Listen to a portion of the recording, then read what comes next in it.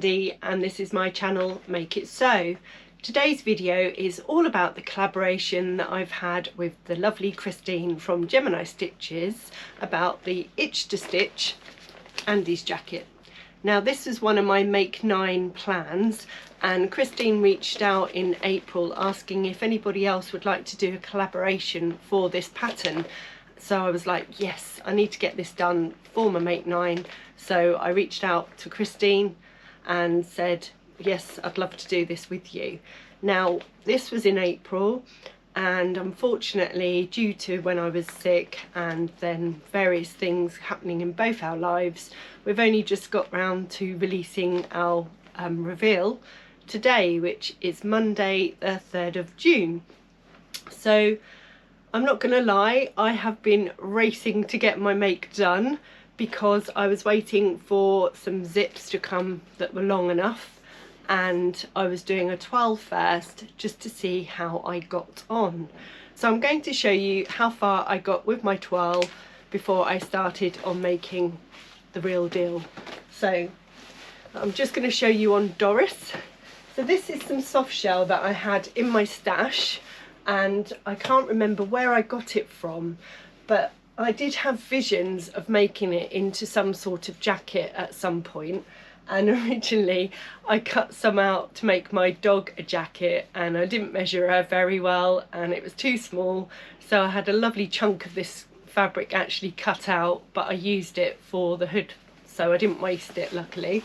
So on this one I got as far as the zip and the bottom facing, so it is almost finished. But you'll see, and I mention it, I've got some little clips that I'm going to put in when I was making this one.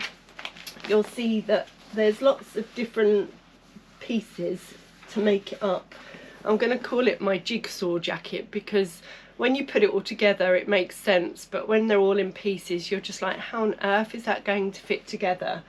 So you've got 3 separate bits for the top of the back and 3 separate bits for the bottom of the back, and every single seam that you get you have to press and then edge stitch.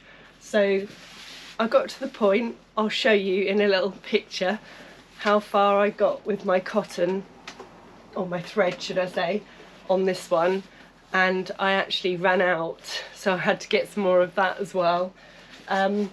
So all I've got left is my zip arrived Friday, so I've just got to put that in and the facings on this one, and then just finish off all the facings, and that will be a wearable 12, which is really good. So I've got 2 jackets for the price of 1. So I'm now going to insert a clip of me making up this jacket, and then you'll see exactly what I did. Hello, so I've just finished my 12 for my Andy's jacket, and so I thought I'd go through some of the stages that I'm doing for my actual jacket. So you may remember I showed this fabric before. So this is a lovely soft shell fabric from Pamper Fabrics, and it's got this gorgeous blue back as well.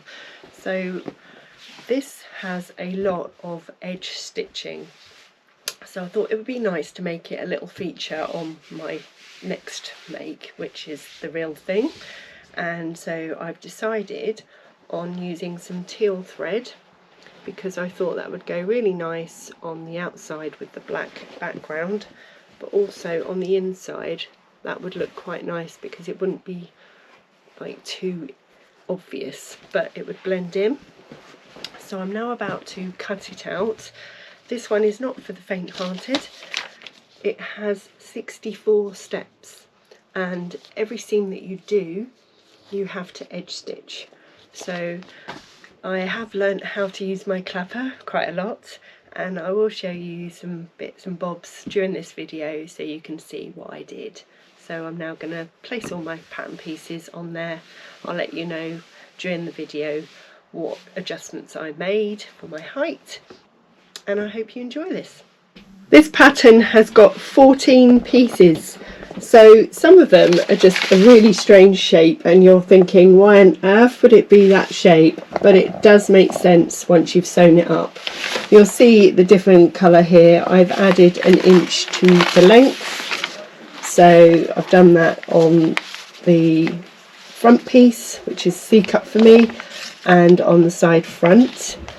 And then you've got all the different pieces I've done in order to check I've got them. I've got the bottom back, which I've increased by a length. This strange one, again, it makes sense once you make it up. The bottom back, I've added an inch. And then on the sleeves, they're actually in two pieces. Again, when you're cutting it out, you just don't understand how it's going to go, but it's really clever how it goes together. So I've added an inch there as well. And when I did my twirl, that was a perfect length for me because it goes just slightly over my wrists, which I like. And then you've got all these facing pieces, the hood centre, and again facings and pockets. So I'm going to cut it out on this gorgeous fabric now, and I will show you some other bits as we go along.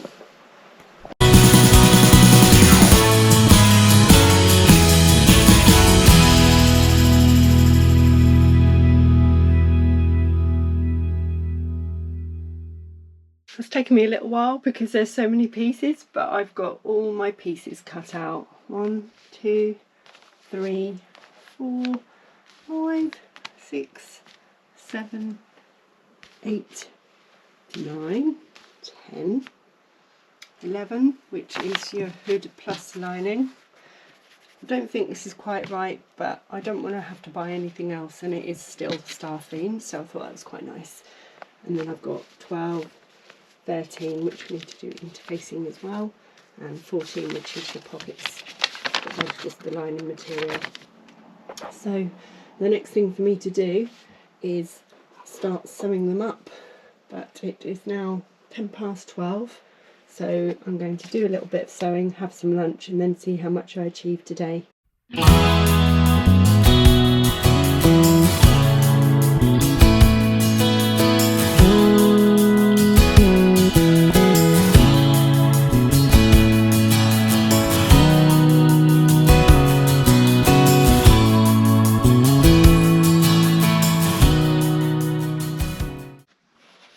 Because I did the twirl, I actually made life easier by making myself this little bit of cardboard with a 45-degree angle on each side.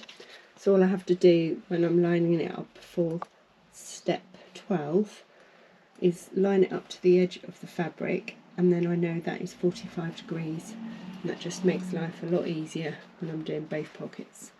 I've done the worst bit for me, which is the pockets. As you'll see, they are currently basted, so that is your sides, and you've got your pocket linings. So next stage is sewing all the pieces together. I didn't want to go through that bit with you because I think if anyone wanted me to do a sew along, that's something I'd like to take my time on another time. Obviously this is a collaboration that I want to get done ready for launch, so I will do that if anybody wants me to. Not everyone's heard of what princess themes look like, so I just wanted to show you on this example because there are quite a few. So you've got a straight edge at the front, and then you want to join this piece to it, which, as you notice, has got a curve, and if it wasn't for these brilliant notches, there's 3 on this side and then 3 on this side, I don't think I'd have a clue where it was meant to be positioned. So you're basically easing in a curve on a straight so that when it's sewn together it has a lovely curved seam.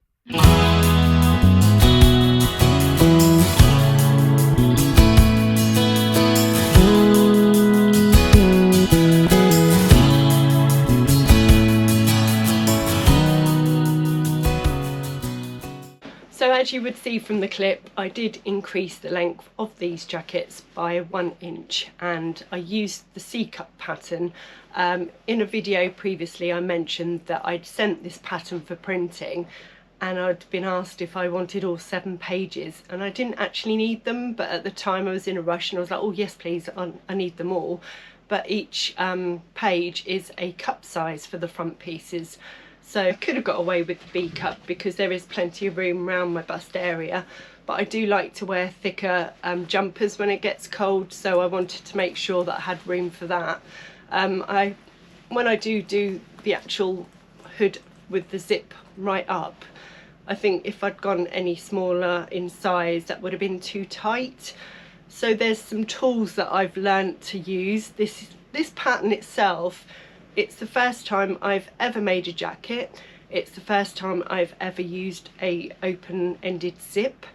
It's the first time I've used one of the tools I'm going to show you, which is a clapper. And now I know why I asked for that for a Christmas present, because it's been brilliant. It's the first time I've used soft shell, and I'm really chuffed with how it's actually turned out. So one of the things I used in my video, I made a little bit of cardboard, because on the pockets you have to do a 45-degree cut, and I just thought that was a lot easier to have a ready-made tool, so I didn't have to keep doing it each time with a ruler. So that's staying in my little tools box. Another thing that was definitely beneficial to make the edge stitching look neat, and I will put some pictures in to show you how neat it is an edge stitch foot that I've got for my Benina. One thing I will say is, some of you might know this reference, it felt like Chuckle Brothers, because it was like, to me, to you, I kept changing over the edge stitch foot from the normal foot to the zipper foot, and I'm so glad my Benina is just a quick change where you just pull a lever, take it off and put a new one on, because if it was my Bonnet I have to unscrew my feet, and that would just take so long to keep changing in between the bits you're doing. What else? Oh yes, my clapper. So I got this for Christmas off my mother-in-law. I'd asked her for it, and this was really good. Again, I'll insert some pictures to show you the difference between if you just press the seam on this soft shell, because it's fleece back, it just didn't really stay flat.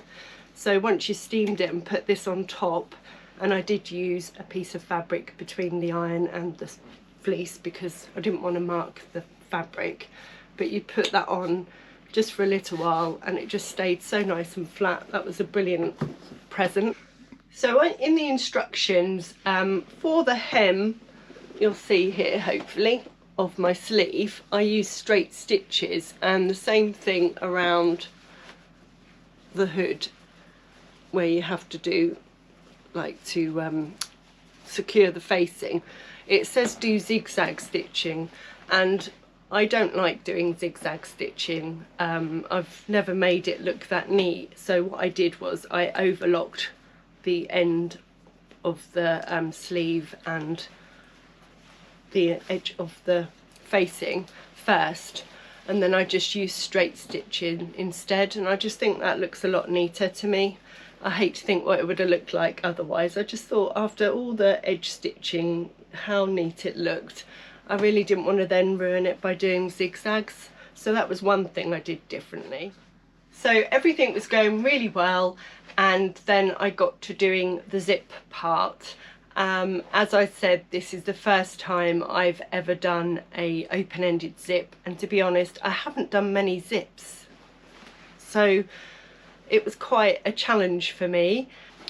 It was easy to put on. All you had to do was do right sides together using a zipper foot, but when I went to zip it up, I had this problem at the top where these two pieces didn't line up, and I thought it was just because right at the bottom the instructions say to have the zip a certain, I think it was 1/8 of an inch or something away from where the edge of the facing is. So I'd done all that, but it was just slightly out. So I thought, right, okay, I'll unpick one and I'll redo it, but I'll baste it this time just to check that it then lines up. And I redid it accurate from the facing, and it still didn't match up. And I'll put pictures in so you can see what I mean. And it was so out, I just couldn't understand what I'd done wrong. So anyway, I did sit and think logically there must be some reason for it to be out. So what I did was I went from the top and I marked all along with chalk so that I had meeting points, and I started from the top edge and worked all my way down, and as you'll see in the picture I found what was the culprit, and it was the bottom edge here. For some reason when I cut it I did find this fabric moved a bit, and I did do mirror images of that particular pattern piece, and in the instructions it does say that you might want to actually cut them separately if it's really if the fabric moves around a lot, but I thought it was okay. But when I was cutting with my rotary cutter I could see it rippling slightly, and I thought, oh, that'll be fine, and it all looked to go together really well. So that was what caused it, and I had to cut out that much to correct it, and it made all the difference. And as you can see, when I was wearing it, it lines up, but it took forever to get my head round why it wasn't working, because it looked so neat and tidy and everything just went wrong as soon as I got to that top bit. So that was that solved, thankfully. I did have some other things, only silly things that happen anytime. My bobbin ran out and I was doing edge stitching at the time. What else? Oh yes, some of my notches, again, because I was mirroring images and because it slightly moved, when I notched the top bit, it didn't always mark the bottom, and those notches are so vital because especially on the princess seams, I think I put a video of that in, there's 3 notches that you have to match up, and that really is crucial, they're there. So I think going away from this, I've learned that accuracy is definitely important for cutting, especially when you've got a zip involved. So I hope you enjoyed this video. I did enjoy making it, and I can't wait to finish off my other twirl, because then I've got 2 lovely jackets to wear. I love this fabric from Pound Fabrics. I did notice a lot of difference between the two. My twirl was actually a lot thicker than this one. This feels a lot lighter. So in a way I've got one for like just spring and maybe summer evenings, and then the other one I can wear for autumn and it'll be nice and colourful. But I thought my twirl could be quite handy for dog walking, and then this one will be for every day. So thank you, Christine, for reaching out, and it was lovely to do this collaboration with you. And now I'm going to go over to see your video, and I hope everyone else will be watching it too to see what you made. So bye for now, and I'll see you soon.